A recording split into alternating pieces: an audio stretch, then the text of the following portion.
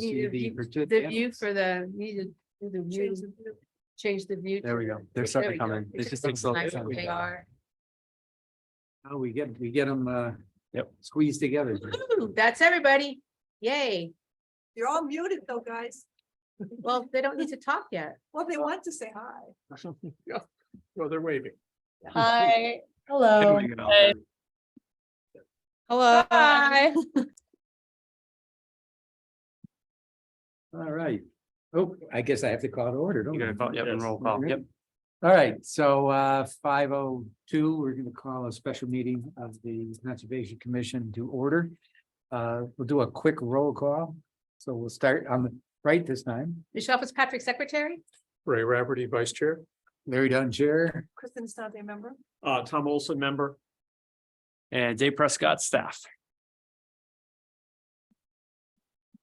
All right, so Jennifer, would you like to introduce the four teams? Thank you. First of all, just wanted to just do a quick little intro about what this is and our program. Am I able to share my screen at this point? Yeah, you should be able to, yep. All right.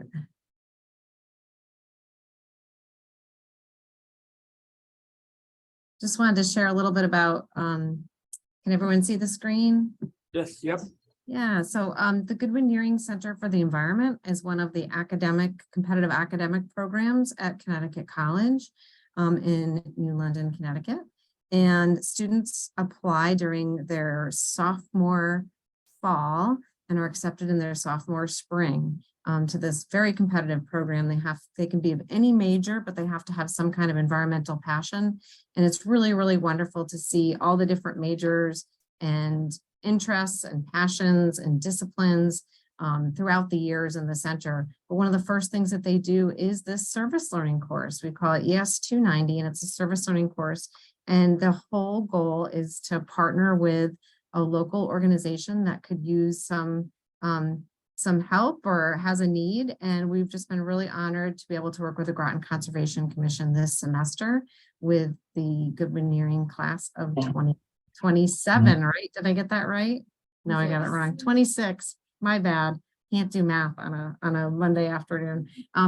So I just wanted to take, 25. Class of 25. Yes, 23, they're sophomores, so 24, I'm glad the students got it wrong too. That makes me feel better. All right.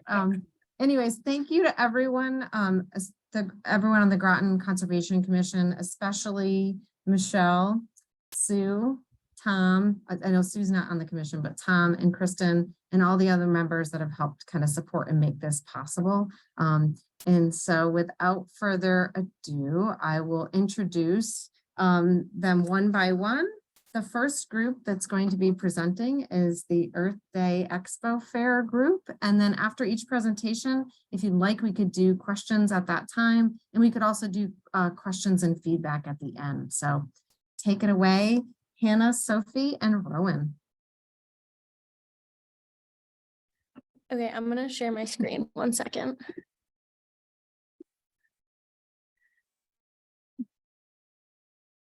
Okay, can everyone see it? It's loading. Yes. Okay, Not yet. not yet.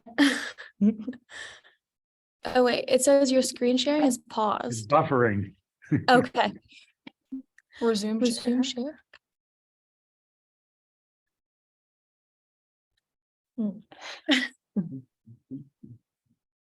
Hmm. Oh, this takes longer than usual. It's on there and not on our. Yeah, because it says we're viewing your screen, so it's got to be your buffer. Yeah, it says it's paused. I'm gonna stop it and then redo it. Yeah, so I was thinking.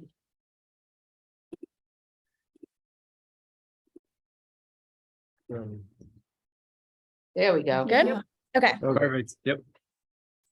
All right. Hi, we're Rowan, Sophie, and Hannah of the Goodwin Nearing Center for the Environment. So our group assisted in the preparation organization of the Earth Day Expo Fair on Earth Day, April 22nd at the Groton Library. And this was Groton's first ever Earth Day Fair. So there were no previous expectations, and the specific tasks that were assigned to us included documentation of the event, social media management, and the creation of the GCC brochure.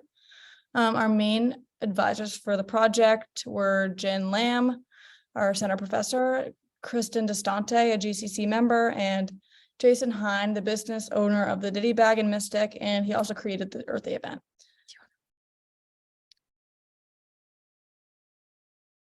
All right. After deciding on our project, we created a timeline in order to hold ourselves accountable to completing the project tasks. To begin, we held Zoom meetings with both Kristen and Jason in order to solidify our roles and responsibilities.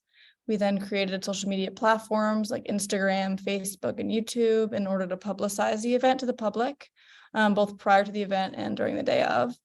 We brainstormed interview questions targeted to specific groups of people attending the event. For example, we asked state representatives questions regarding their work to implement environmental policies. And we also asked parents what it's like parenting during the age of climate change. And then we also created the GCC brochure for the commission's booth the day of the event. So we highlighted a few of their main projects. And lastly, we created a QR code for the attendees to fill out following the event to give feedback on how to improve next year. Okay, so for social media, we first created an email address specifically for the event that linked to the Instagram, the Facebook, and the YouTube accounts. And then Jason sent us the logo and the flyer for the event, which we posted first to promote and advertise. And then we also used the logo as the profile picture. And we started by following all of the students in Goodwin Nearing and the vendors that we could find on Instagram, just to create like that initial like following base. And we ended up using Instagram as our main platform instead of Facebook, just because we were trying to reach as wide of an audience as possible, including both younger people and adults. And then once the accounts were all set up and we posted the flyer, we direct messaged all of the vendors on Instagram asking if they'd like to have a shout out. So we could do vendor spotlights to help promote the event and to promote their like company or organization. And they sent us pictures and a short like description of what they wanted people to know about them. And then to help us stay organized, we put all the pictures that were sent to us in a spreadsheet with the captions and people to tag, and then we split up who was posting each day. And then 2 weeks leading up to the event, we introduced our vendor spotlights to get people excited, and then we posted a different vendor every day, sometimes twice a day, especially the week that like 1 week leading to the event. And we ended up getting a lot of likes and comments from a bunch of different people, and the vendors like really loved interacting with them. And then the day of the event, we posted a picture of the vendor setting up, again, to get people excited. And then once the fair started, we interviewed a lot of the vendors and attendees, like Rowan said, and posted a lot of these videos to Instagram as well, using both like the stories and the actual like posts. And we just didn't use Facebook as much, just because there were some difficulties with the account, but using the Instagram really worked, and it worked really well just because it was easy to interact with a bunch of people. And then we also worked with— Excuse me, can I ask a question? Do you have Sure. do you have any statistics on the number of hits on each one of those, I guess, promotions? Like how many likes there were, or Yep, how many people okay. saw it? Yep. Yeah, I don't know how many, I'm not sure how we can figure out how many people saw it, but we definitely have like the like count, and how many people commented. There might be a way to like, get like actual analytics, but I'm not sure how to do that right now. You might have to be like an actual business account to get like real analytics. All right. So what were the likes then? Those you said you did? Like Teens. high teens, yeah, 15 to 20 likes per post. And we got more followers over the course of the day of the event and leading up to the event as well. Because I feel like their vendors also like shared stuff that we were posting, and their followers followed us. So Okay, thanks. So we also helped Kristen create a brochure to represent the Groton Conservation Commission. And this brochure contained information about the commission and some of its projects that are in effect. So we included open space, plastic reduction, stewardship, social justice, the Pollinator Pathway Initiative, and industrial composting. And we used the information from the GCC website to write short descriptions about each of the projects. And we also added GCC's mission and contact information so people could learn more about like what GCC is and get involved. And then we put a QR code on the brochure to link directly to the GCC website. And then Kristen printed out the brochures for the day of the event, and then they were distributed to the attendees of the fair. Okay, so now we're on to the main event. So on the day of the event, there were a lot of behind the scenes that took place. Once we got there, we worked with Kristen and others to set up the Groton Conservation Commission tent, along with the Pollinator Pathway tent. So once these booths were completed, it was almost time for the event to start. So first, Jason gave us our own booth at the fair, which was labeled Climate Anxiety Counseling. However, throughout the day, we were moving around a lot and speaking with vendors and conducting interviews. At 11 a.m., the three of us were given the opportunity to meet with the state representative, Christine Conley, where we were able to voice our opinions and concerns for the environment and also ask any questions about certain policies in place to combat climate change. After this meeting, the rest of the day was spent mostly conducting interviews and talking with vendors. So we had the opportunity to interview vendors, fair attendees, and state legislators. We used the interview questions we created prior to the fair in order to conduct the interviews. So some of these include, what made you come to the fair today? Or what does climate change mean to you? And then from there on out, we went about editing and posting the interviews to Instagram where it could reach a wider audience. Some of our takeaways. So throughout the event, we had the opportunity to learn important new skills, including communication, time management, teamwork, community engagement, organization, and adaptability. So we communicated with each other, Kristen and Jason, throughout the event. We also were able to work collaboratively and efficiently prior to the event in order to prepare for the day. And during the event, immersing ourselves in interviews and conversations allowed us to engage in a community that has similar interests to our own. And also there was a lot going on the day of the event. So we kind of had to adapt to that climate and work as a team to stay in order, which allowed for a variety of learning opportunities. So for the future, we've been in contact with the videographer, Terry Roper, for the event. She reached out and she plans to send us her edited videos of the event. So we hope to post these ones to our YouTube once we receive them. And in the future, we hope that future GNCE students take on this event as their project too. So it was a really fun and rewarding experience that we hope to keep going in future years. The main thing that we want to keep going is the social media platforms, especially Instagram.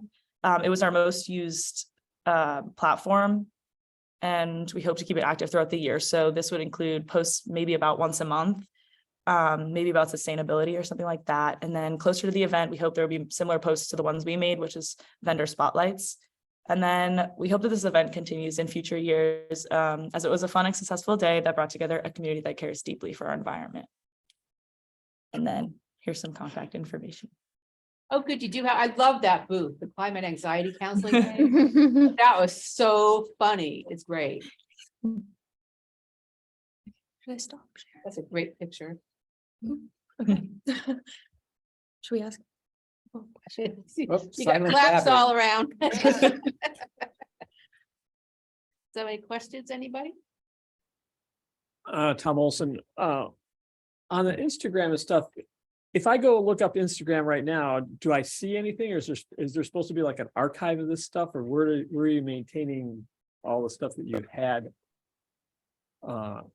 Where does it all go? Yeah, a lot of us never use Instagram, so can you give us a little bit of Instagram Tom may know more than I do, but Instagram 101, maybe? Yeah, sure. So when you post it on Instagram, they're kind of just there forever until you delete them. So you can see all of the posts that we've made from like our most recent post to our first post. The only things that won't be there are like the stories that we made, but we didn't post too much to the stories. Those are only there for like 24 hours. But you can see like a bunch of the interviews that we posted. And you can also see like who tagged us in posts. So like who tagged the fair in different posts. If you like scroll on our profile. How do we access that? So you have to just download the Instagram app and you have to create, I think you have to put in your own email and then you create a username handle. So our handle, and you can just search our handle, which is Groton CT Earth Day Expo. That's what I need. Okay. And then you just follow, yeah. And then you can see anything that we post. Okay, thank you. I thought it was Kristen. I thought it was great working with you guys. I thought you really did a wonderful job from start to finish, top to bottom, you know, really, really great. And thank you very much for your help. It was really, actually really helpful having you there. The question I had though, I looked on the YouTube and I just couldn't find it on YouTube. I don't know what's that me or probably me. Yeah, we haven't posted to YouTube yet because we're still waiting to hear back from Terry with some of the like the finalized edited interviews. That was, But it should be Yeah, the channel is just Groton Earth Day Expo. is it now? So not is it Groton Earth Day or Groton CT Earth Day? This Just one's Groton Groton. Earth Day Expo, that's it. I think the Instagram had CT in there. Yeah. So do we know when that might be coming? not She sure. did not give a timeline, I don't think, or like a day. But we've been emailing. Yeah, we've been emailing her, and then we hope to post her videos that she took and then like edit some of the other interviews that we did too, to post too. So all of these contact information will be in your report, right? Mhm. Yes. Yeah, because so we're gonna have the version that we post on our website. We'll make sure that the links are in there so people that read your report can go look at your stuff. Any other questions from the committee? Oh, any other questions for us? Well, thank you very much. Yeah. Thank you. you. They had a historic high attendance. It Yeah. is. Thank It's you true. so much, Earth Day Expo. Amazing project. Next up is Native Plants with Riley, Mia, Sadie, and Anna. Take it away. And I loved your graphic behind you. Very clever. Hi, everyone. Give me just a second to pull up the PowerPoint.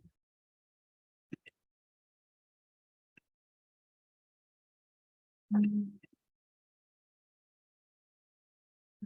everyone see it? Not yet. Not yet. We did see it, then it went down for a Yep. second. Back to loading again. Maybe just stop the share and then. Yeah, I think Yeah, it's, I was gonna say, you might want to try that same trick. let me try again.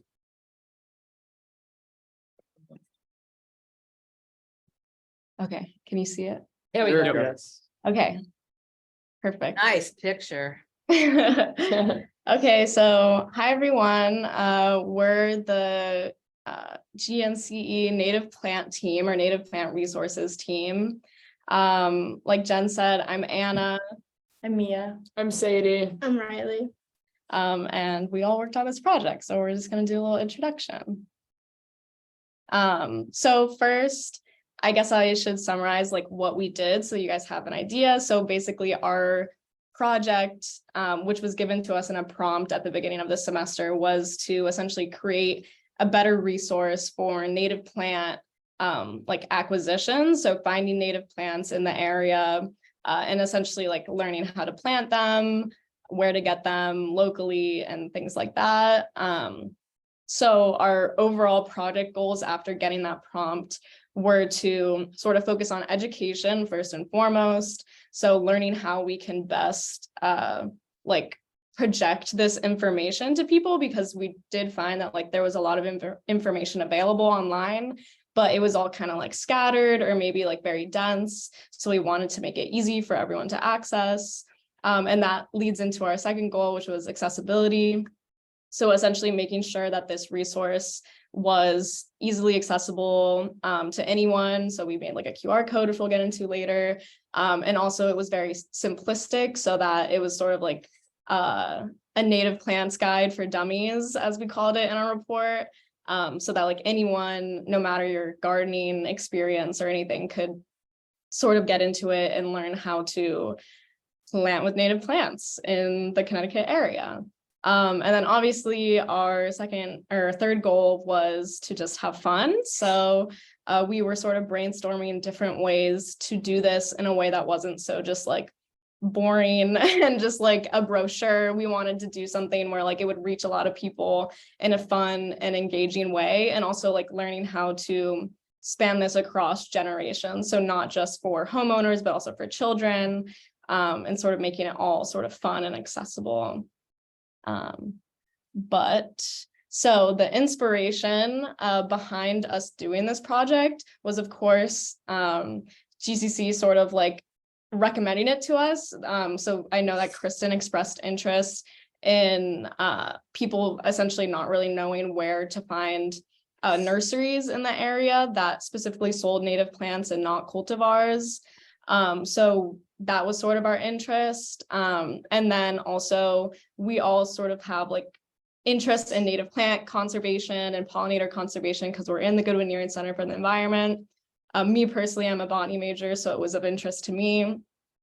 So we sort of like had that inspiration. And then also once we started working on it and brainstorming, we found that we could very easily integrate our project into the Groton Earth Day Expo, which our fellow GNC scholars were working on. So we thought it was a good opportunity to sort of transition it into something more interesting and more, I guess, like more palatable for the public. So it gave us a lot of more opportunities in that way. And my fellow members will go into that more. Okay, hi, I'm Sadie, and I'll be sharing our initial ideas. So looking at native plant information accessibility, we realized that the biggest problem wasn't that there wasn't information out there, that, as Anna said, it was just not very palatable. It wasn't user-friendly information. We would come across websites that were multiple pages long, and it was just like really dense and hard to get through. So our main goal was to make kind of a condensed, but obviously like beginner's guide for native plants. So how we kind of begin to plan is we didn't really know what would be the best way to share this information to the public, but when our fellow groups mentioned the Earth Day Fair, we realized that being able to talk to Groton and other surrounding area locals, we would be able to share that information a lot better. So our first idea, we knew that we should make a website for people to access later. So pretty much our steps to making our guide that we would use at the Earth Day Fair was to first contact local nurseries about native plant availability and make sure they actually did offer them. So then we compiled that general information as well as other information about what native plants are great to plant in gardens, which ones attract certain pollinators, and other information like that. And we made a website with all of that available information, all easy to read right on the website. And then we decided that the best way to disperse all this information was by making business cards with a QR code that you can scan with your phone camera to get to the website. And then that was our little idea. So for planning, it's certain work distribution. I am an art major, so I really wanted to incorporate some artwork in it. So I made most of the art. So sorry, let me restart. On our business cards, we decided to include original art pieces about a bunch of the native plants on there, which I created. Which then I turned into business cards, and I designed images for face painting. And the rest of the team, Mia, Riley, and Anna, got a lot more of the information for the guide and designed a lot of the website. And then we went to the Groton Conservation Commission Earth Day Fair and spread our business cards.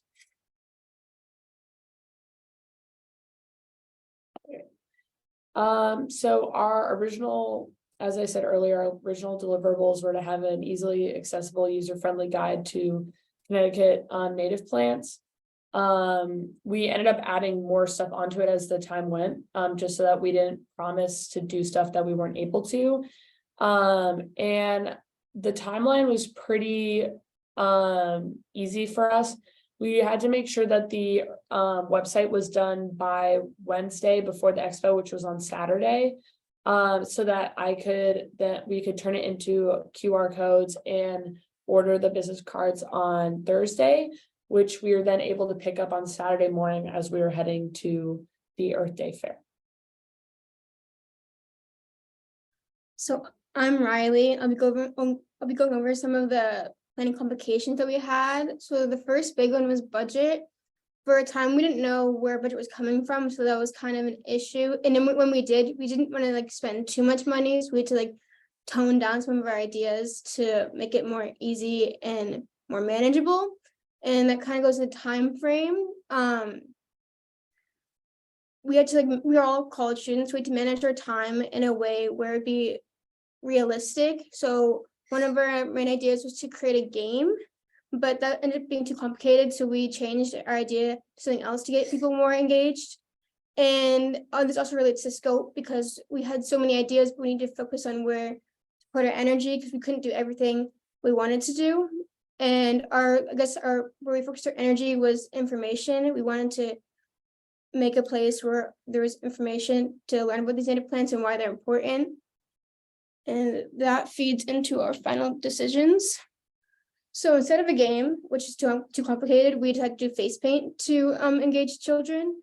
And we decided to do a website like we mentioned, with all the information about native plants. And this kind of feeds into the QR code that we did, which helped us to distribute our information. And the booth helped us to distribute our QR code and also gave us a chance to talk with the public and see what they thought about native plants and what they knew about native plants. So how did it go? It was honestly a really fun day and I enjoyed it. I enjoyed talking with the public, with all the kids, and I enjoyed seeing everyone there and all the other vendors. But there was like a small issue with parents coming by, getting their kids face painted and immediately leaving. So we had to be kind of pushy and be like, here, take a card, please, like look at our website for just a second. There also was times where there would be like no one there for a bit and then there'd be a huge swarm of people. So that was kind of challenging when there was like 10 kids in line to get their face painted. But overall, it was a lot of fun and I enjoyed it. Yeah, so hi, I'm Mia. I'm going to talk about the public response for a little bit. So like Riley was saying, the little kids seem to love the face paint for the most part. Like they would just sort of beeline straight to Sadie, understandably. But like kind of like Riley was saying, also they came for the face paint and they stayed for the face paint. And we kind of gave them a card on the side. And once we like started to talk to the adults, they were more interested in it. We were thinking about the type of people that go to the Earth Day Fair, and it was a lot of families, but also a lot of adults that are interested in gardening or sustainability otherwise. So once we got their attention, we were able to keep it, and they seemed pretty interested in what we were saying. And the business cards turned out really cute, so it was kind of fun to hand them out, and people were impressed by them, thanks to Sadie's artwork. So yeah. And then future continuation, it was pretty like day of, I mean, it took prep, but like day of, I mean, it wasn't too hard. And we think that it had a pretty great reward. So we're hoping that some GNCE students continue it, take it as their project. There's more to develop on the website. We could definitely add more information about the plants and how to like maybe step-by-step how to like incorporate them into your garden. We also still have a lot of business cards, so we're not really sure what to do with those. Hopefully maybe like next year if somebody has this booth, they can give them out. They're really cute, like they turned out really well, so could just be wall decor if anything else. And yeah, and then I guess if it happens next year, we would ideally like for it to maybe focus a little more on the native plants. Like this was not a fault of anybody's, but I think it was just the face painting was like so exciting that the native plant information took aside, which is once again understandable. And another thing we were talking about is how the QR codes, once people have the business cards, they can do a lot of their learning on their own, thanks to the website. So there wasn't a ton of learning happening at the booth, but it was all on the website. So wasn't a loss. Yeah, and I sort of got into our conclusions and reflections, but it felt really good to collaborate with like-minded organizations, see what local artists are around that are passionate about sustainability, and it was overall a great learning experience for all. You guys, if you want, you can scan the QR code with your phone. I don't know if the picture is big enough for you guys to scan it, but we also have like a regular just URL link that we'll send to you guys in our report. But that's it.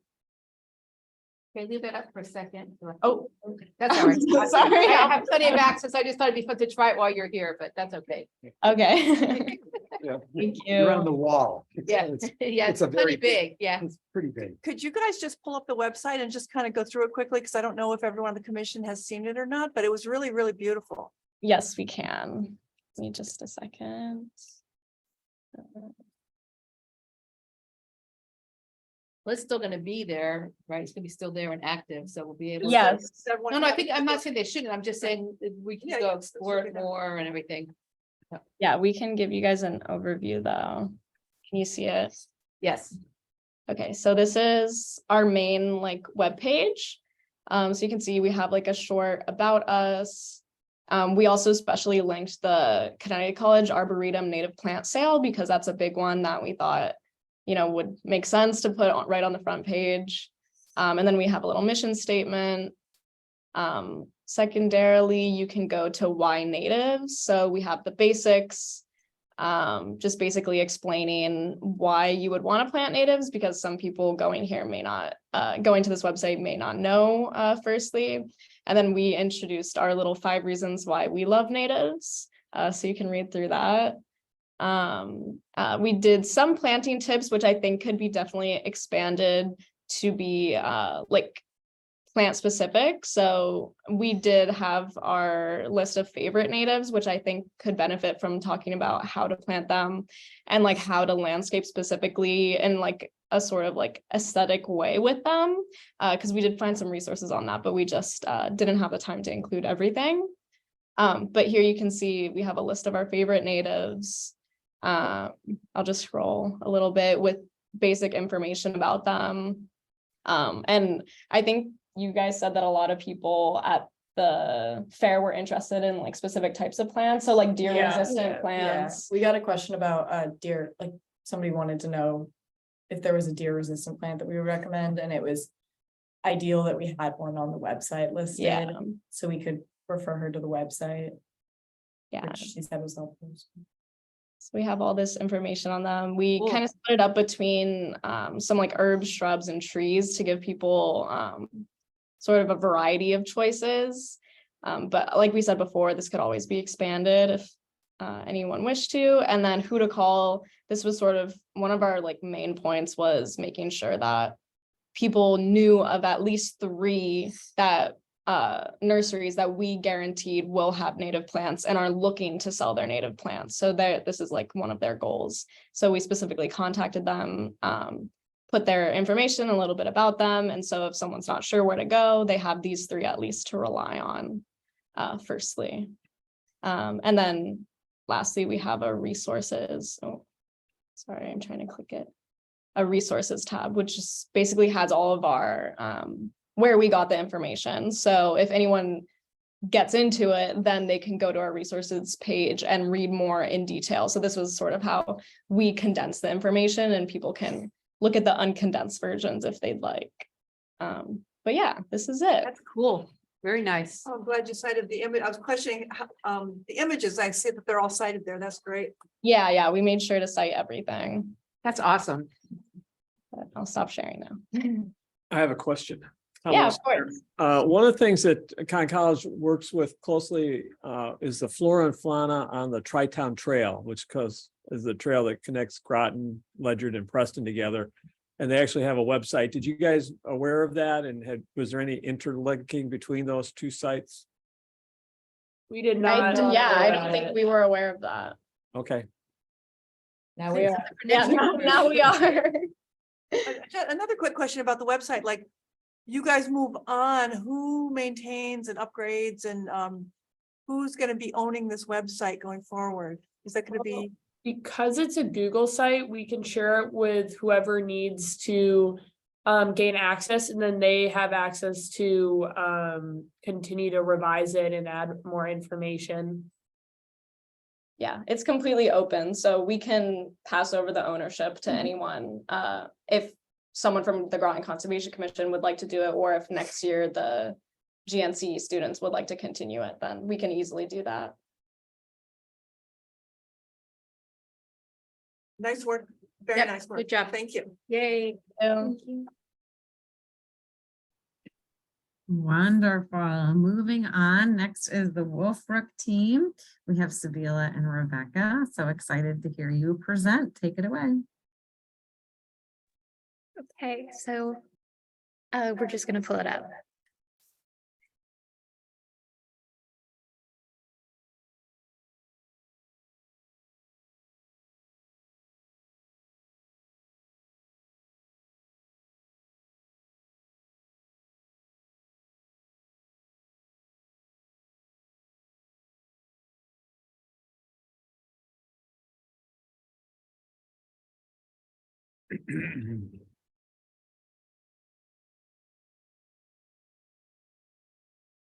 You're on mute. I think that, yeah, they don't want us to hear their conversation. While we're still, can you guys hear me? Can the Wildflower group hear me right now? The native plants. you mean? Native plant groups, yeah, you guys can hear me, okay. I just wanted to comment that, I thought you guys, when we picked out your location for the day of the fair, I had been over there the day before and it was very, very cold and very windy.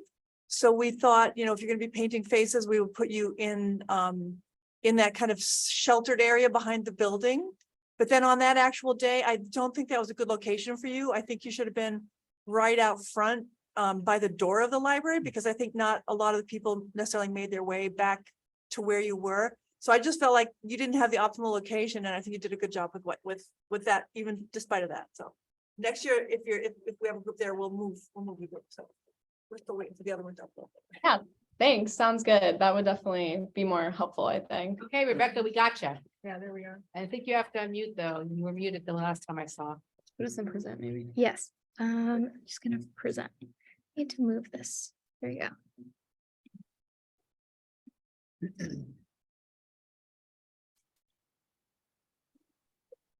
Oh, there we go. Got it. Okay, perfect. All right, so we worked on the Wolfbrook invasive species survey. Wolfbrook, for those of you who don't know, is a property that was recently purchased in Groton by the Groton Conservation Committee. Well, And we didn't purchase it, but we are stewardship, so yes. Yeah. The town purchased it with a lot of help. yeah, so, yeah, should just get started, I suppose. Okay, so an overview of the property. The Wolfbrook property is about 160 acres of land that was just purchased by the town of Groton. And most of it is mature woodland, and it's an important part of the Eccleston Brook watershed, which is that brook that runs through about the middle of it. And then it also has some wetland features, which is like that blue shaded area going around the brook. And these also have like wetland features like vernal pools, which are an important temporary wetland for certain species survival and habitat. The land was previously used for farming by the Watrous family, and after the agriculture was stopped there, it shows a lot of signs of forest regrowth that is happening throughout New England. And there's also still around the property some remains of the stone walls that separated agricultural property. The site is also a historical and archaeological site in the northern and central parcels from original settlement and the Pequot War period. And then around Wolfbrook, it's surrounded on all sides by almost entirely residential property, so all houses. And the red dots mark entrances to get into the property itself. But once in the property, there's not much walking trails throughout the entire thing. So there's a small walking path down by the south where the Bel Air Park is, where the partially fenced area of the pond is.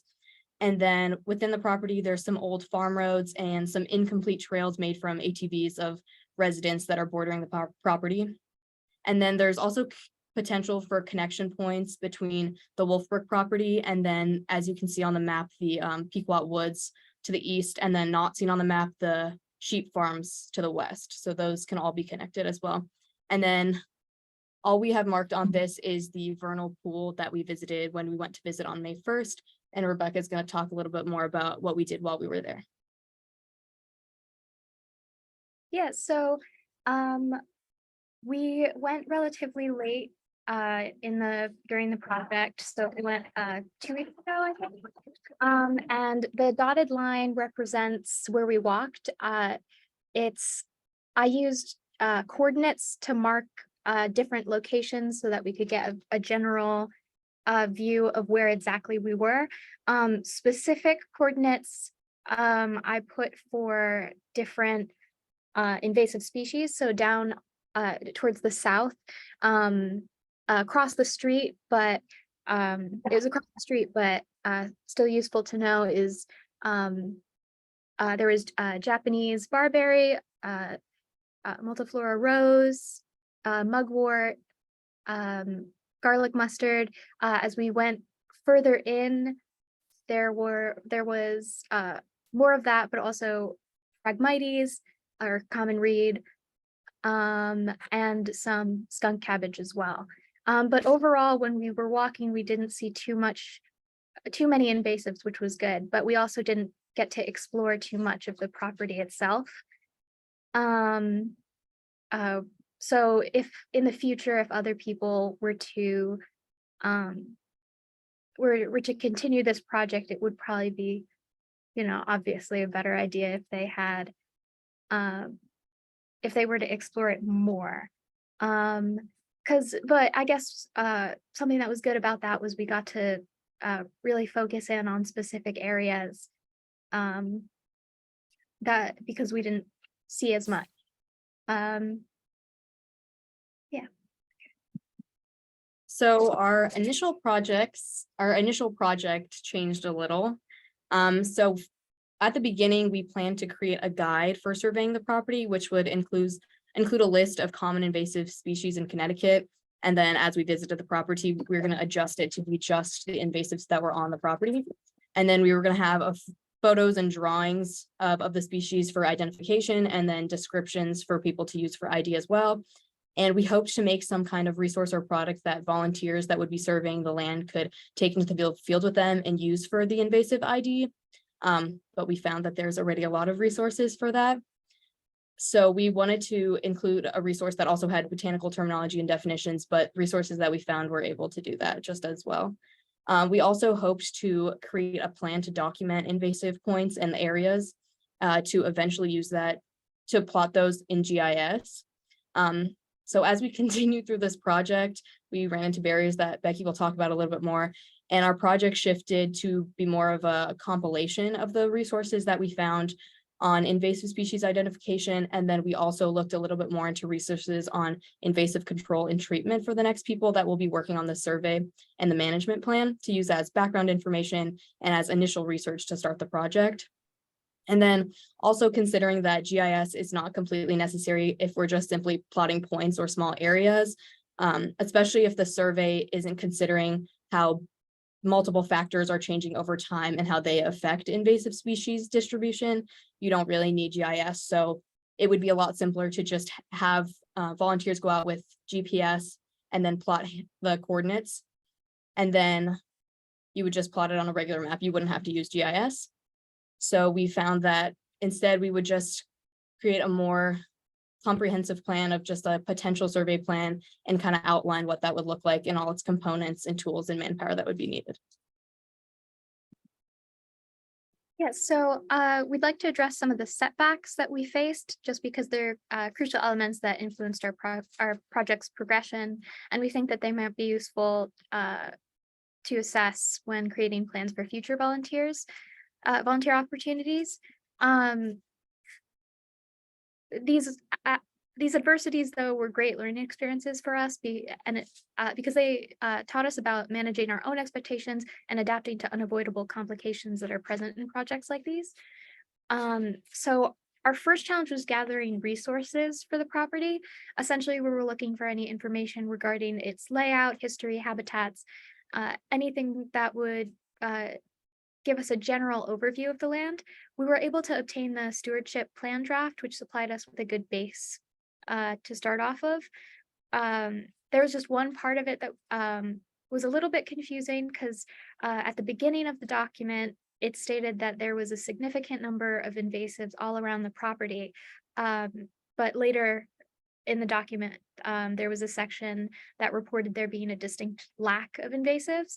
From what we had seen, there weren't very many, or there wasn't as much as we had thought, which is good. But just something that we thought we would point out. To continue, as we were starting our project, we realized that there wasn't a lot of information regarding the property in the context that we needed. So things like a map that identifies some of the larger habitats, or a person who was somewhat familiar with the parcel. Next, we struggled with creating methods to complete what the Groton Conservation Committee wanted us to accomplish.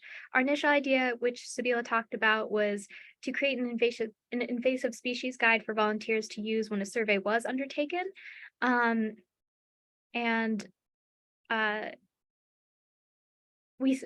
This idea seemed to fulfill that goal of but we quickly realized that this had already been done and that there were copious resources available online that were both more thorough and more comprehensive than what we could produce ourselves. In the project overview we received, it also mentioned that if we had time, we should conduct a field survey. So we decided that would be our next goal. Unfortunately, we hit another snag when we were researching how to do so, because we learned that to conduct a survey is labor intensive, time consuming, and something that would be neither practical nor advantageous for us to pursue. Finally, we had an issue with actually getting to the property. We had a slight issue with transport since neither of us have cars on campus, but that was resolved thanks to Sabila's friend who lent us her car. The real problem was that we needed someone to take us there, and it took us a long time for us to actually be able to go. Just a side note, we were really lucky to have Sue as our guide. She's just so incredibly knowledgeable about all that stuff and was really delightful to talk to.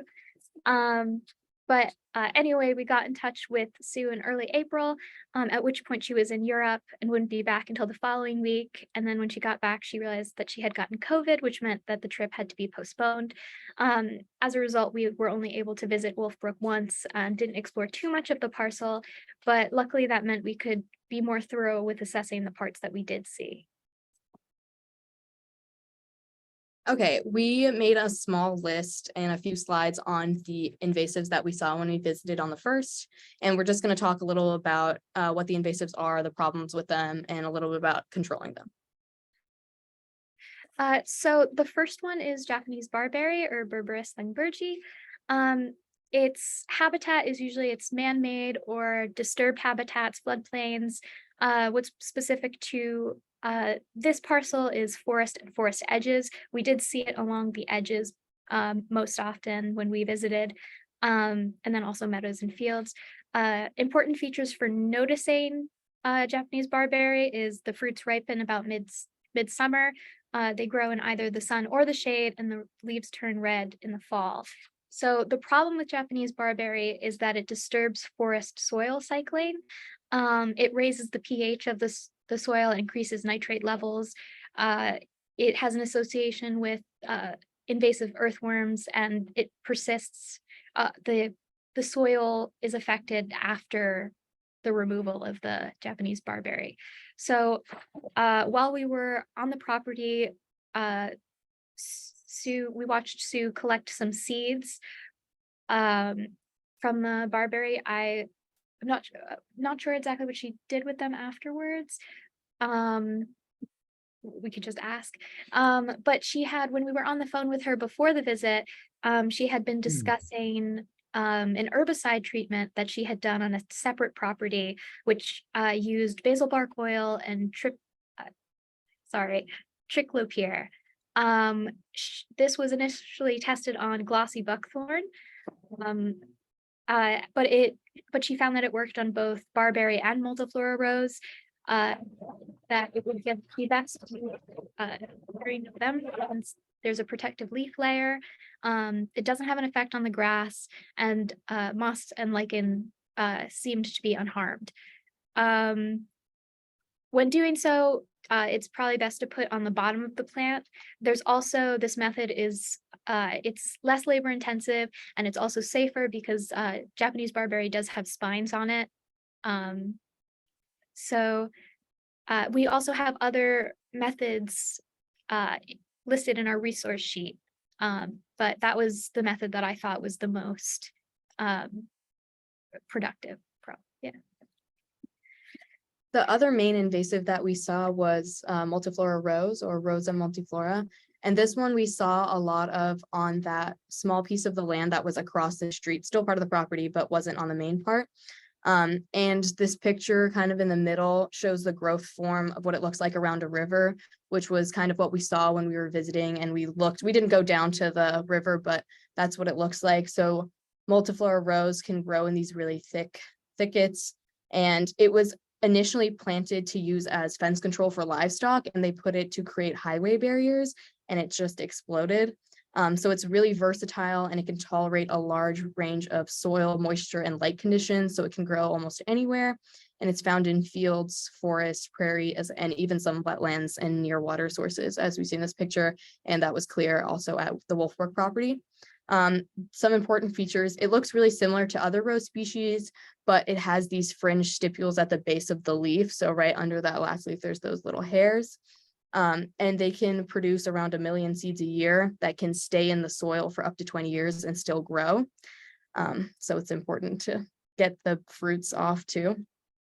Another problem is that the fruits that are produced are dispersed by many birds, even native birds, and it creates these really thick, impenetrable thickets. So it like stops movement for both people and wildlife that are trying to move around areas that there's big growths of multiflora rose. So for control, the best thing to do is to dig out the whole plant. For small plants, you can kind of just reach up and get them. But for larger plants, you have to cut back the top of the growth to either make it easier to lift up the whole thing, or to just cut off as much as you can to stop the plant from flowering and fruiting so that it doesn't produce more seeds. And I added a picture of somebody else controlling multiflora, and she's wearing thick gloves because multiflora rose, like other roses, have sharp prickles on the stems. So you have to make sure you're using the right gear while controlling for this.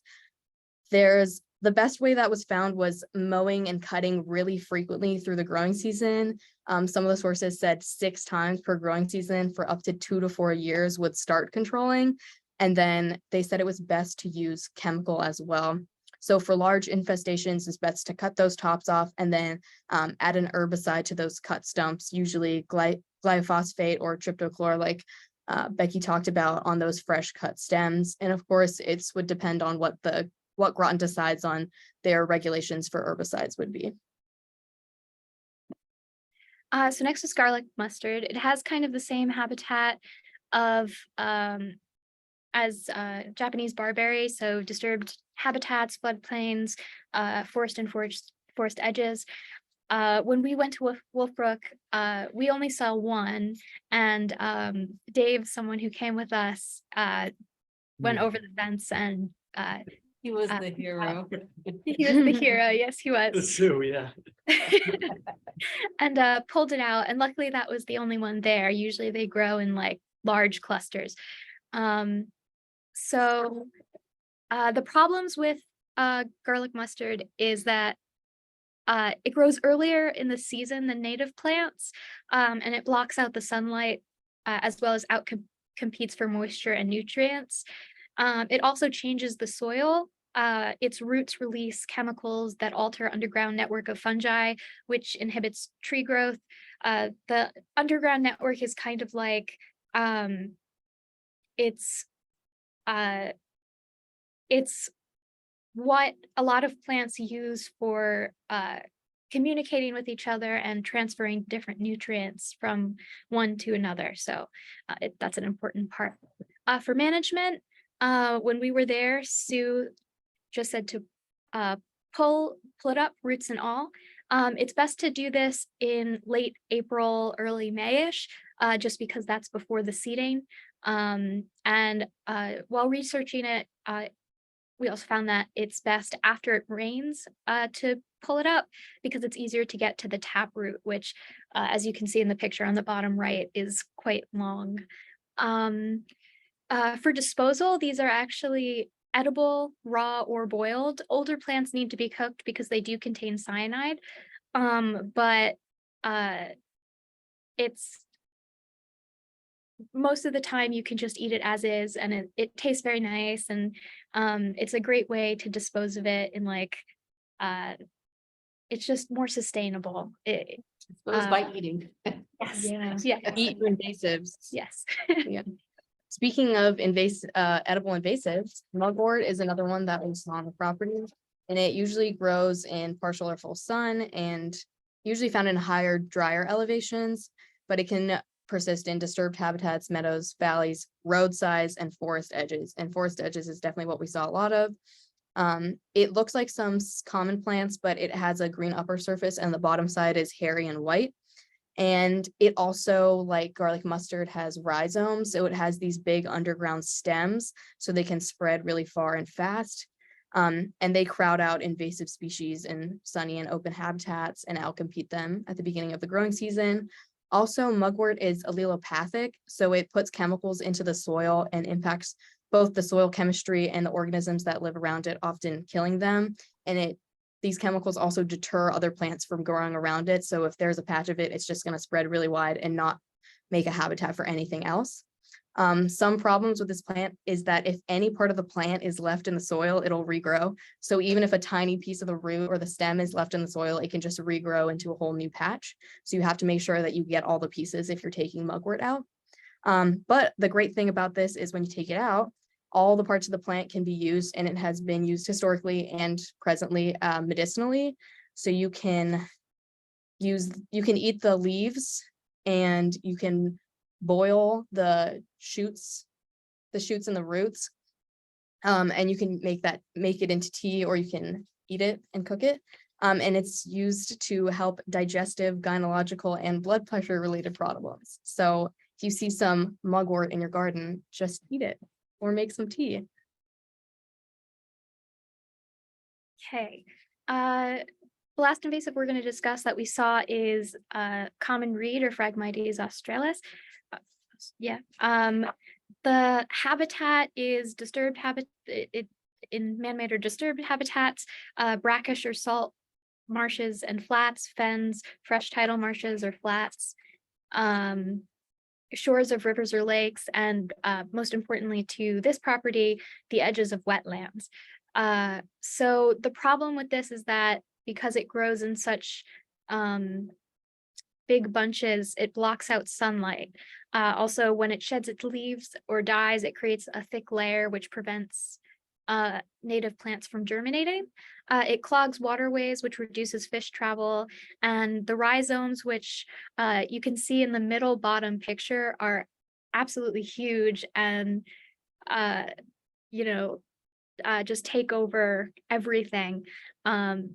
Secrete a chemical that prevents other plants from growing, and they grow they're so huge that they're nearly impossible to pull out. So for management, this one was the hardest one to find a good management plan for, just because there are so many different ways you can handle it. And it's so difficult to deal with that nothing will really get rid of it for good. I think Sue suggested something like adding salt water to the water. I read an article about that said, or not an article, like a journal, a journal that said that there were variable responses to that method. There's also, just as a side note, the problem with just removing all of that is that because it dominates the soil, removing it can cause soil erosion. Something that all of the articles agreed on, journals agreed on, was that the management has to be maintained. It's not something that's like a one and done deal, because reinvasion is a really likely occurrence. So when we were at the property, we had kind of like a Sue versus Dave, how to deal with it. Sue suggested that we get rid of all of it, and Dave said to keep it to a manageable amount. Both of these are good, but both need to be maintained, as I said. And just the problem with getting rid of all of it is that you have to be cautious of how it affects the soil afterwards. There were two methods that I saw that I thought were the best. And so I'm going to talk about that. The one that I thought was the most effective, I'll talk about first. It was a study that specifically, I think it was a 5-year study that was making sure it focused more on the native plants around it. So like how these methods affected, how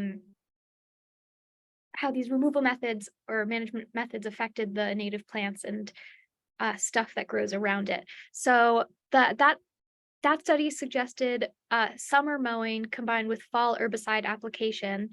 And that resulted in the best of their study. It resulted in the best combination of low Phragmites cover, reduction in Phragmites inflorescence, and an increase in native plant recruitment.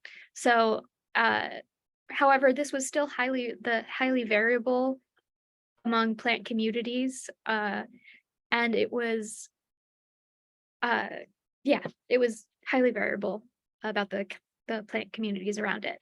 The other one was the Michigan government's suggestion. It was to treat Phragmites with herbicide in midsummer or late summer, wait at least 2 weeks to follow plant exposure to the to allow plant exposure to the herbicide, then conduct prescribed fire in the year following herbicide treatment, either in late summer, which is like mid-July through August, or if that's not possible, winters, January until prior to the spring green up. It talked about two herbicides in particular, Amaziper, which is non-selective. The problem with that one is that it's non-selective and may persist actively in the soil for multiple years. It can move along roots and kill non-target species, including nearby woody species. It's not recommended for treatment in high quality areas with diverse native vegetation. And it also talked about glyphosate, which the problem with that is that it's non-selective and can kill non-target species when sprayed on foliage. It may not be thoroughly transferred to roots in the first year and typically requires subsequent treatment as well. Yep, with all the invasives that we wanted to talk about, just a note about the edible ones. If you find them in your yard, maybe know what the lead contamination levels are before you eat them, but usually it's safe to eat if you find them like far in the woods. Okay, so moving forward, this is like a overview of what it would look like to carry out an invasive species survey and maintain it. So the first would be inventorying, which Sue Sutherland has basically already done. Like she has all the knowledge on what invasives are on that property. And then next would be sampling to decide if the survey would cover the whole property or just specific portions. And then finally, the actual survey where the property is sampled for the invasives and the coordinates are taken. So this would require both a team of either volunteers hired or people that are hired. And you would have to train them on invasive species ID, habitat markers, and how to use the handheld GPS. And this training should also include how to estimate the invasive species patches. So like strides for a large area or for like creeping, climbing vines, having a tape measure. And it could also be a good idea to consider the areas around the property, because that's probably where a lot of the invasives are entering Wolfbrook as well. And then this team could be deployed, portioning off areas for small groups and then using flag markers so people don't repeat surveying a specific part of the land. And then finally, once everyone's taken their coordinates and mapped their points, you would retrieve the data from those GPSs and plot them on a map of the property. And then you could also add land markings and like characteristic location markers, like where is a big patch of skunk cabbage, so that when people return to the property, they know kind of what land markers to use to find the invasives on the property. And then finally, monitoring would include returning to the site at regular intervals to evaluate changes. And these guidelines would be impacted by whatever the land use goals for the property are, which haven't been decided yet because the conservation easement was just recently received. So then moving on to control, the actual control of the invasive species, you would have to come up with a plan for each invasive species, probably with a combination of the chemical and mechanical controls that we talked about, and it would depend on Groton's rules once again. And then a team would need to be trained in proper control methods and educated about limiting disturbance to the rest of the area and impacting surrounding native species while they're doing the control process, because especially with the chemical herbicides, they can impact a lot of the species that you're not trying to kill. And then again, the areas of control would be divided up and you would send a team out. And then depending on the control plan, as Becky talked about earlier, you would either clear like 50%, as Dan said, or you would take it all at once, which is what Sue recommended. And then the last part of this is more long-term, which is maintenance. So regardless of the decision on how to do the repeat control, either 50% or all at once, you would still have to return to the property. You could probably want to do it at chosen locations, so you wouldn't have to survey the whole property time and time again. And then you would evaluate the changes in the invasive species and decide when to do control as needed. And I think that this property has a particular uniqueness being in a residential area. So you can educate the people that live around this and will potentially be using this area about invasive species and the spread. And if this property becomes a public space for the community, it would give a good context for people to consider what they're planting in their gardens and how their day-to-day activities would impact the environments that they interact with, whether that's Wolfbrook or other properties that they visit.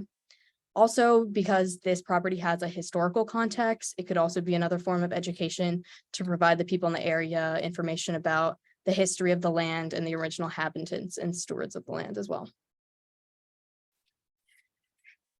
So one of our deliverables is a resource sheet for a future survey. So we've right now it kind of covers there are different guides to common invasives, and there are helpful websites just for identifying and getting more information about them. There's management strategies, both in general and for specific species, and then a survey guide. So just help starting a survey, examples of what somebody else did. It's specifically one source is from Montana State. So that's our, but our research sheet will include all of the information that we've put in this presentation so that it's in one nice wrapped up little sheet. Thank you. Thank you. That's a lot of information. Any Anybody quick have- questions, or should we move on to the last group in the interest of time? Yeah, let's move on. We got a lot of information out of that. Thank you, ladies. Thank you, that was great. Last but not least, Baker's Cove, Katerina, Skylar, and Noah. Take it away. Hi, I'm going to quickly share my screen.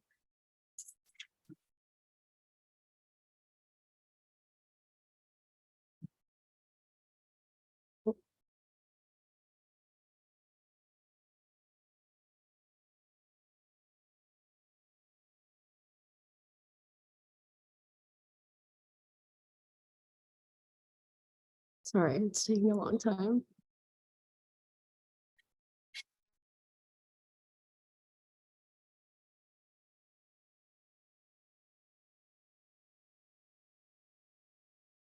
We know it works because the other three groups did it. Yeah, I think it's something on my computer. Go don't know. back to the Zoom.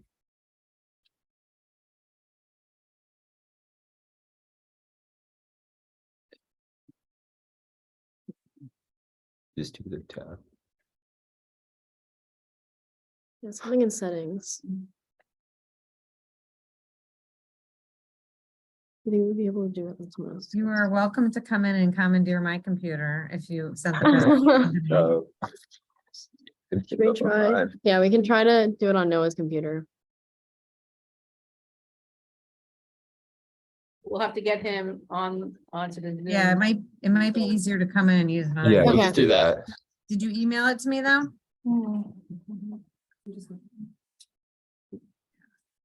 Actually, yeah. That's even easier. You don't have it already, Jen? I'm not sure that group sent it to me. Let's see.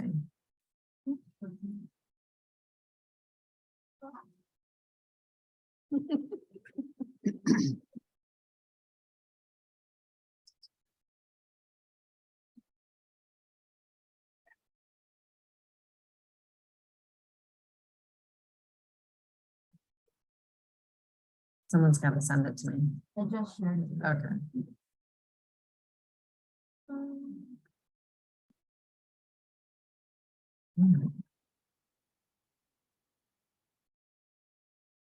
Okay, perfect.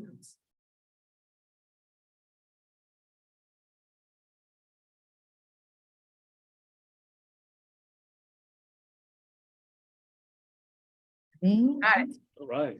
Yep.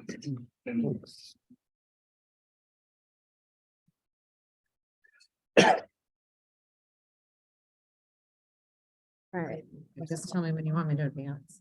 Keep it in presentation. Should be under slideshow, not. All the way to the right, Jen. What is that? We can go that way too. Never mind. All right, we're Katarina, Noah, and Skylar, and we worked on the Birch Plain Creek Watershed Restoration and Management Plan, or also known as originally the Baker's Cove Management Plan. Go to the next slide. It's. Hello, everyone. I'm Noah. So I'm gonna be discussing the first couple of slides about a general timeline and how we went about choosing what we were gonna do for this project and the initial steps to that. So first off, I just want to give a special thanks to Tom Olson, because we definitely would not have been able to do this without him. He showed us around the site. He helped write the management plan, was super knowledgeable of the whole area, and helped discuss a plan for our cleanup. So our overall stewardship plan was pretty daunting. We started out like not really aware of how big this site was. When we started as kind of like Baker Cove watershed, we weren't aware of the whole Birch Plain Creek and how like separated each different parcel was.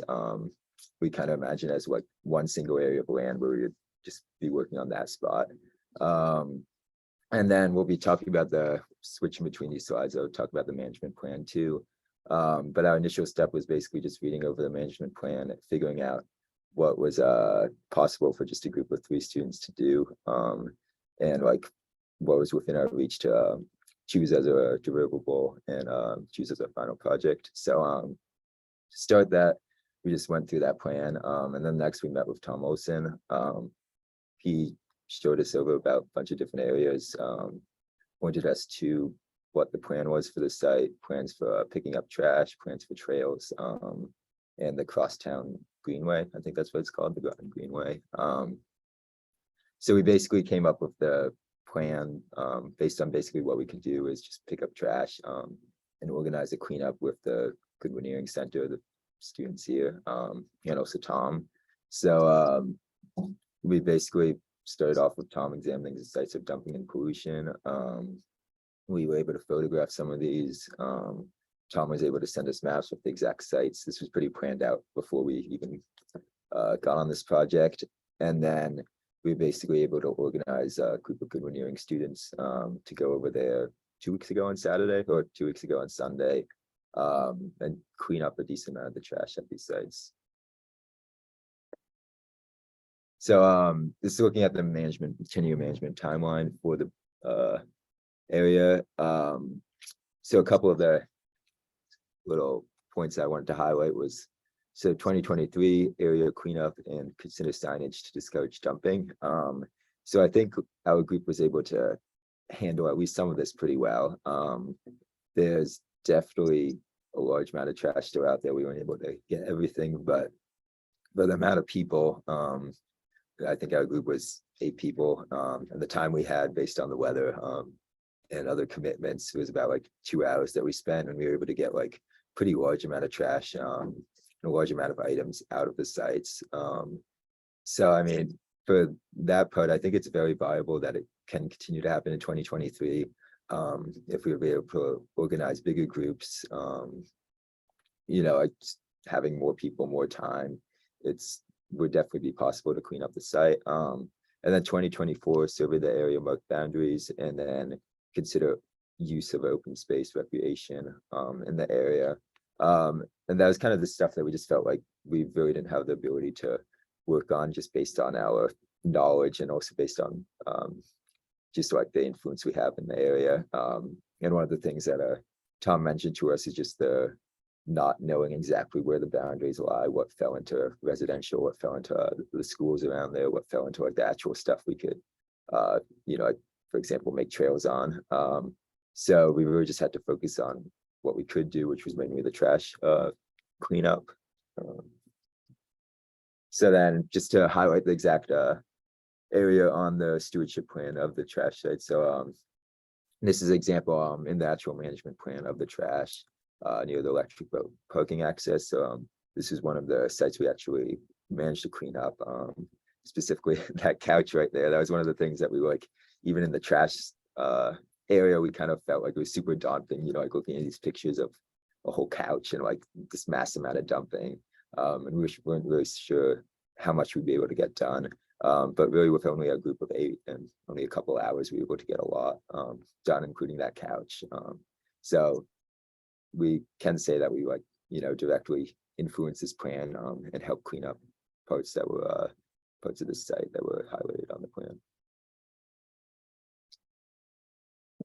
So you can see on this map, our area of primary concern was the EB parking lot, and then also a 38-acre parcel, Saskus Nature Preserve, which has been owned by the town of Groton since the 70s and maintained as open space.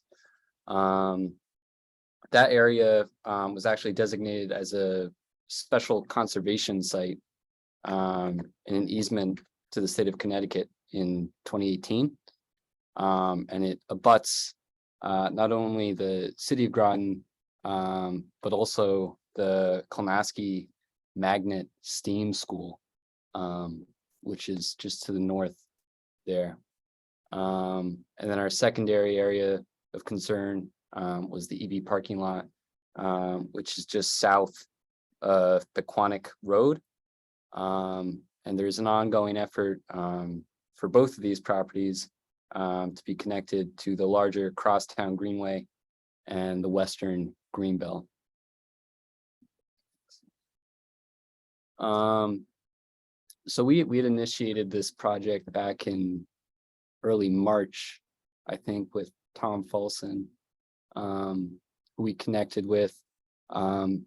Pretty sure he was fresh off the boat from Cuba, so we were really lucky to pin him down on the day he came back. And we were actually able to go drive to the site along with a number of other nearby areas, which are part of the Baker Cove watershed area. But it wasn't until late April that we were actually able to get out there with a couple of our peers, 6 of us in total, students, 2 community members. And we met there on a cloudy, overcast, kind of drizzly afternoon. But we were sure to bring with us rubber gloves, which were provided by the Connecticut College Arboretum, garbage bags, which we had purchased, and then waders, which were donated to us by Professor Rosa, who's a marine biologist here at Connecticut College. And in all, we were able to get 4 regular sized garbage bags full of trash, and then 3 larger contractor bags also filled with garbage. So what did we find? I think Noah already alluded to some of those discoveries, but this 2-seater couch, which has been right there next to the EB lot for a number of years, apparently, we salvaged a lot of great back work that was performed mainly by Tom. And we also found a lot of smaller trash items, including nips, cigarette butts, and these little tiny microplastics, which I can only assume came downstream from some unknown site. But we found a lot of those little plastics scattered all across the unnamed stream. And then there were also some things that raised other concerns too, like improperly disposed of chemicals. Oil is not, you cannot dispose of oil in that way, but we found just 1 gallon things of presumably car oil out there. So that's not only a pollution issue, but that's a safety issue as well. And then in general, we were just amazed by the potential for biodiversity that exists at this site. We encountered wood frogs, which were hopping about. This is their peak mating season, and native wildlife in this area, including a pileated woodpecker, which was a real treat. That's a species that's really indicative of healthy, mature, deciduous woodland areas, and is not typically found near the coast. So that was surprising. We also observed red-shouldered hawks that appear to be copulating at one point. These are all indicative of a very healthy ecosystem at play. And I personally was quite shocked looking at aerial surveys from the 1930s compared with more recent imagery, suggesting that this area has been rewilded over the course of almost 100 years now, from what was then essentially agricultural areas to now this untouched open space, which has been preserved by the town since the 70s. So really lucky to enjoy and appreciate these natural areas for what they are. Excellent. So this is the finalized map that was sent to us by Tom after we conducted the cleanup. So the yellow arrows and the yellow areas are the 2 areas that we focused on during our cleanup. So we were at the Sassacus Nature Reserve and then the southwest corner of the EBM lot. But as you can see, there's multiple different arrows. All the ones in white are areas that we didn't get to. This would take more time. Obviously, as Skylar said, the weather was sort of unfortunate on our day. We ended up getting rained out. But it would be a goal to reach multiple of these, at least all of them, if not all of them, at least some more of these locations, because I've seen pictures that we'll see later of more like trash, like tires floating in water, things that need manpower to get them out, and they need somebody to have a goal instead of just a regular cleanup. It needs more planning. But that leads us into a future project. So on the next slide. So we noticed in the management plan that a project coordinator for the Birch Plain Creek area, they haven't found a volunteer yet. So I think that would be like, whether that's working with more GNCE students or someone on GCC, like that would like a formation of a group would be helpful. And so we were talking about if this project were to continue with more sophomores, like next year, a larger group would be better, we think, because we had 8 people with us. And so that's not enough people to split up and go into different locations. We mainly stuck together. So we were thinking a larger group, possibly an annual or even semi-annual, knowing the trash that accumulates, especially in the parks area, would be better, especially since people can split off into groups going into different areas and hitting more of those arrows on that finalized map. We would follow that annotated map. So we'd go down the stream, sort of follows a little path down the stream. So I think it would be easy to sort of just go from area to area like we did with Tom back in April, March, I can't remember. And then we brought waders. We didn't get a chance to use them because it got rained out.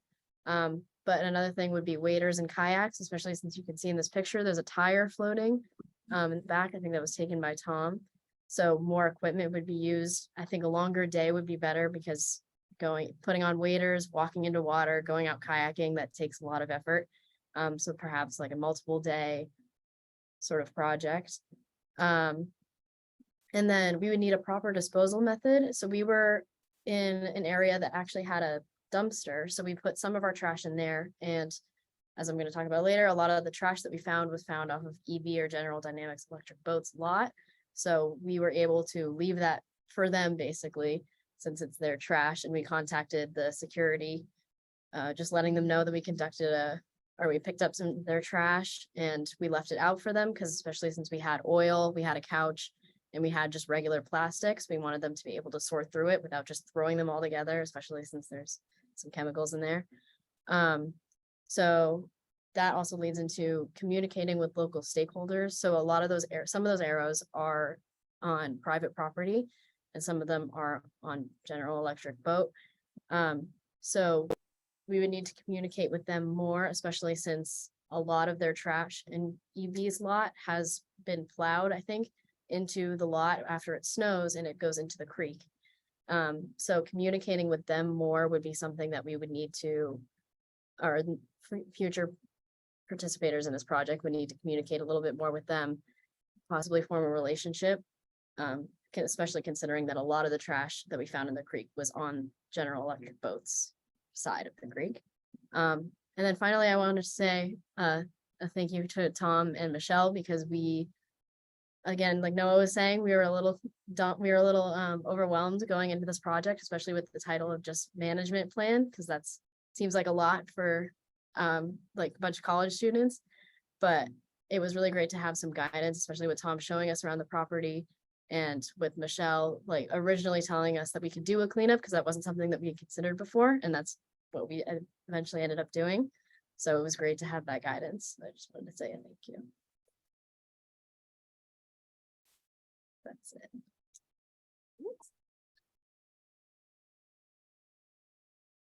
Nice job. Is that it? That's Good. Any Good. questions?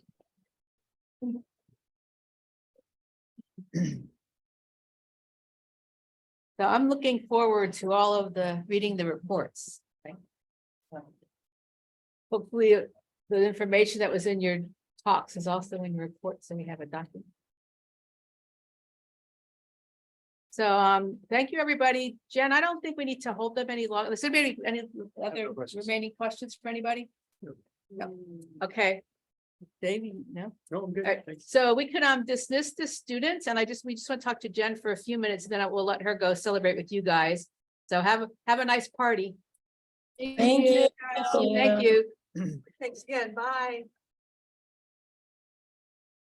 Jen, you're muted. You're muted. Or she's talking. Oh, she's talking to the students, that's why. Yeah. No, I don't think she's. No, she was talking to the students because the bunch of them were in her office. Oh, I see. So they have to go out. Okay. It's Hi. just us. Thank you so much, everyone. So you're welcome. Thank you. I can't hear you, Michelle. Hold on. Oh, wait, let me can you hear me now when I talk into the microphone? Okay, now I can hear you now. I can hear you now. Okay. So we we can't easily talk to you with the whole group, but we thought the three of us, me and Kristen and Tom, we'd make a plan to get together with you to go into more detail about lessons learned and what to do for the future. But just really quickly, do you have any specific questions for us right now or comments? No, just, I mean, I know I'd sent an email to you guys. I'm happy to meet or chat individually, or you can email me, but I just think most importantly, I'm really thrilled with, I hope you guys enjoyed what they were able to accomplish, because honestly, this is their work in the center is above and beyond their major. They have to take 3 additional classes for us, and they have to take 2 seminars this semester. This is only one of the 2 seminars that they do on top of it. So I'm pretty impressed with what they were able to accomplish, and I hope it was useful for you guys. So looking forward to getting more feedback about what it was like to work with them, and just can't thank you enough for taking your time to work with them too. I know there was a lot of coaching and mentoring and things happening behind the scenes.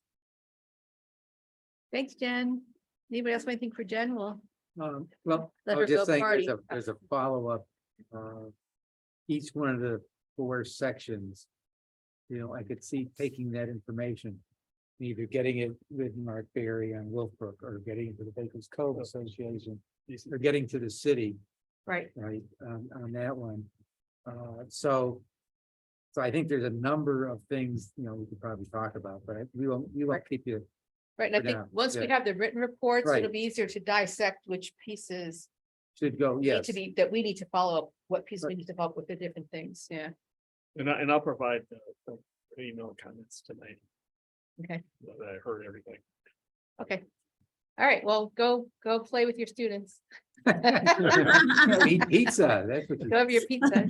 I wish we could send some through the webinar to you guys. Could you just- Yeah. can't do that? Not yet. Not yet. Can't do that yet, no. Thanks, Jen. I'll talk to you later. Thanks, bye now. Bye.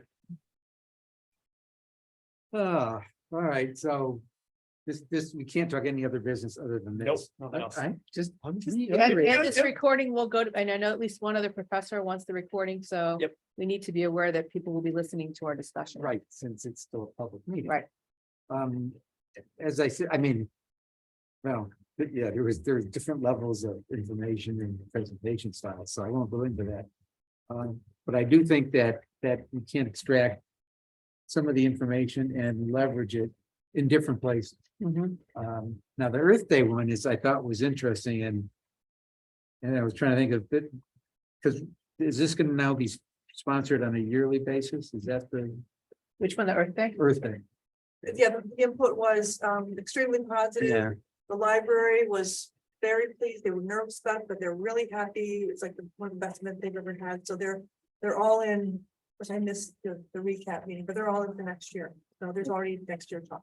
Okay, so I mean, that, like, again, taking that subsection, getting back to the library, getting back to, I don't know, maybe a newspaper article or something. I mean, so I think each section can have a little bit different audience, you know, well beyond us. Right, so that's just, I think we need to think about that as you're doing your follow-up discussion. Right, again, once we see the Yep, the full reports report. and the information for the website, we can really focus on, okay, what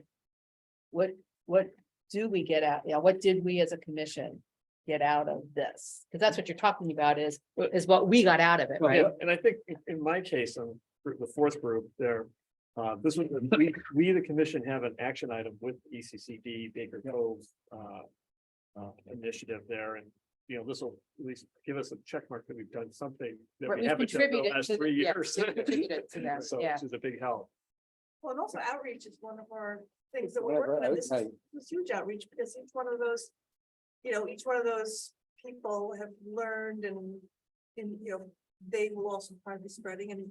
we've made a And nice they've connection with created college. tools to do more outreach, so they'll be on our website, their links to their things will be on our website. You gotta go look through that, right? Right. Yeah. And I think that's the one challenge I think to bring back is like the social media, the websites, everything that's produced that is Right. how does that continue on? Yeah. You know, and so. Maintenance it always is the issue. Easy to make it, it's harder Right, to to keep it going, yeah. know. And maybe that's part of the conversation about, how do we do that? Is there Right. and it seems like the one group that has Instagram is willing to keep doing it once a month.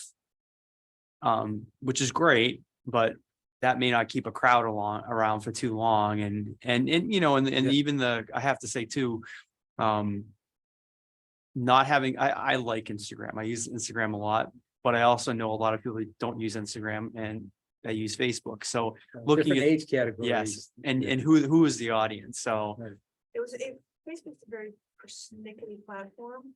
Because the whole thing was set up and then Facebook took it all down for some reason, and it was hard to get back. They had started out with the Facebook presence, but for whatever reason. Went down here. Facebook's not making it. But yeah, that's a good discussion with Jen as well. If she's got any avenue to keep the student stuff live. I have a question, Yeah. Michelle, so at Con College now, is this is a spring of sophomore year class? Is there a Right. fall equivalent or no? No, basically the center, they choose they apply to the center in the fall. They start in the spring. And then they have other things they do, like there's certain classes or whatever, and then they have a major project. So next year, we'll have another group of people applying in the fall.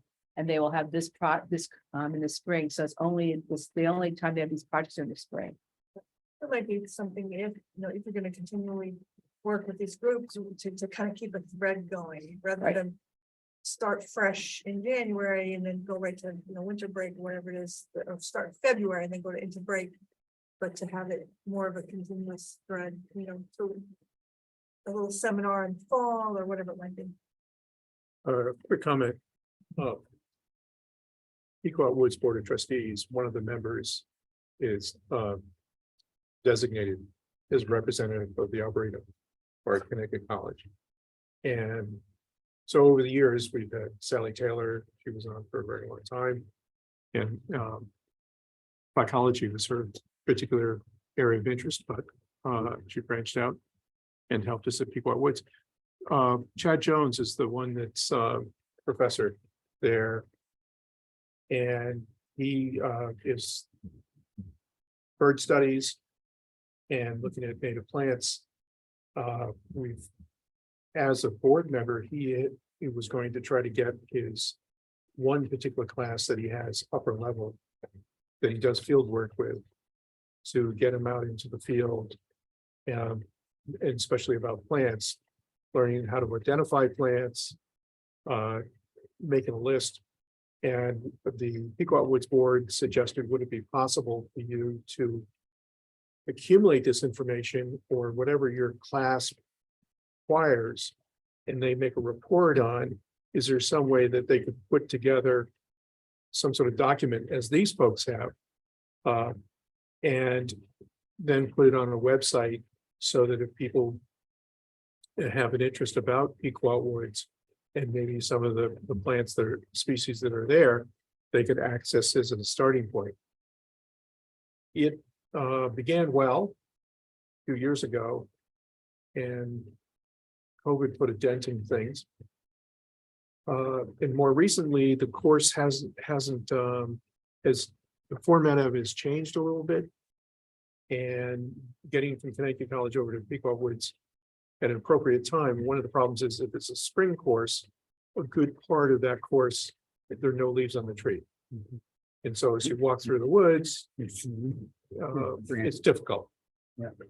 And particularly, most people are going to walk through trying to identify plants when the leaves are out. And that's one of the problems with the spring course, but that's when his course, that particular field course, was being offered. Had a quick conversation with him a few weeks ago about it. And it's funny, he's still interested, but it's a matter of their time, their transportation and so forth. So it's tough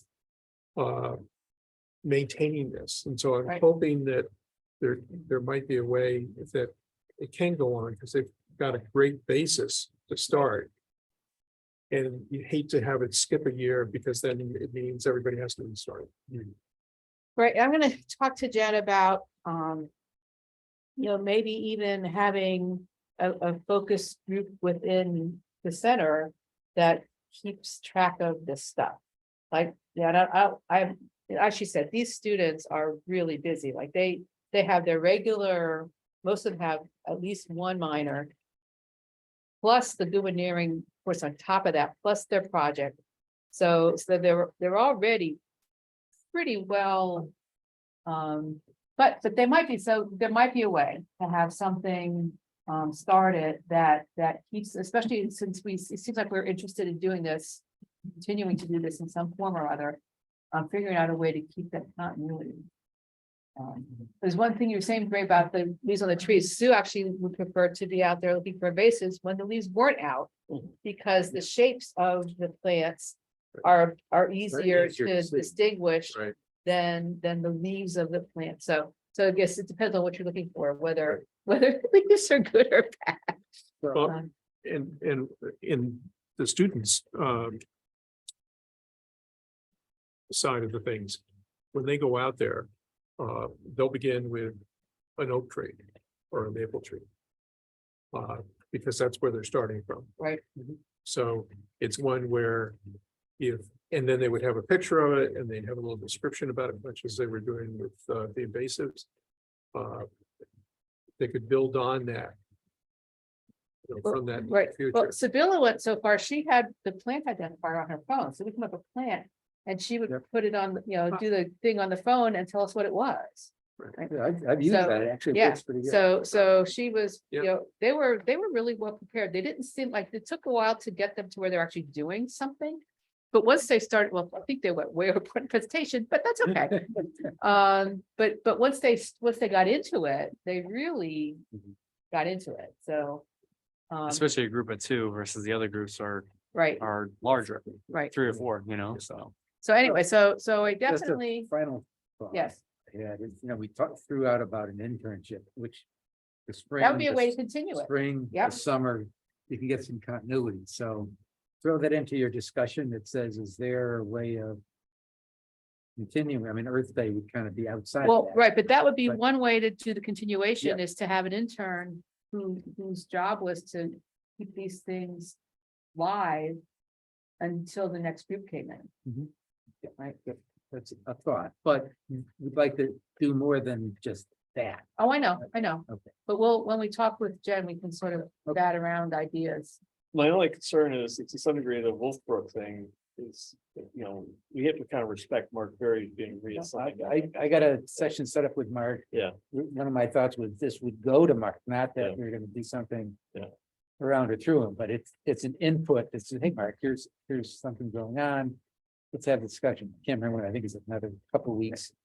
To talk to him about what we can do. From a conservation commission to support Mark on Wolfbrook specifically. So I'll, give you some feedback after that. Well, and all of these projects are open to discussion and change of like, okay, what, and our feedback is, okay, this worked, but this would work better for us, like to make this shift instead, or add this Yeah, project, or right, there's plenty of negotiation space on all these things. Yeah, Well, that also when we propose projects, like you would propose a project, this is what students chose this year. They're not necessarily going to choose similar, assuming we're going to go forward with this, that's something the conversation was to have, that we build this with for a time. I felt it was good, and we're teaching people. I mean, they're learning. This isn't a teaching act for us, because Yeah, it's a two-way street. It's not a one-way, yeah. Which is good. Yep. Okay, All right, so I'm gonna be talking to Jen on Friday, and I'll talk to her about setting a subcommittee. Have a deeper feedback session, and we'll try to get something. Excuse me, so we can have it on the agenda, although obviously I won't be here on. So we should make it for the July agenda, so I can actually be part of the discussion. But I'll see what I can get together for at least giving people feedback on the information for the June agenda. so June versus July. I will try to get the one pagers or whatever, the reports, so that people can see something written for the June agenda. I don't Okay, think I'll be the July one. I mean, I might be able to zoom in, but I wouldn't be. So the June is data input and the July would be the discussion. Although, Okay. well, you'll be part of the subcommittee discussion, so you guys may want to talk about it in June, depending on where we stand with the discussions. So put it on the agenda and see where we And then are. we'll see where we are. All right, fair enough. All right. Motion to adjourn. Oh, come on, something, fine, I move we. There, our motion to adjourn person, second. Thanks, Oh, Brian. Gray, second. All in favor of? We want things along All at the right. center of the table. All right, Shut it down. shutting down. Well, thank you, everybody.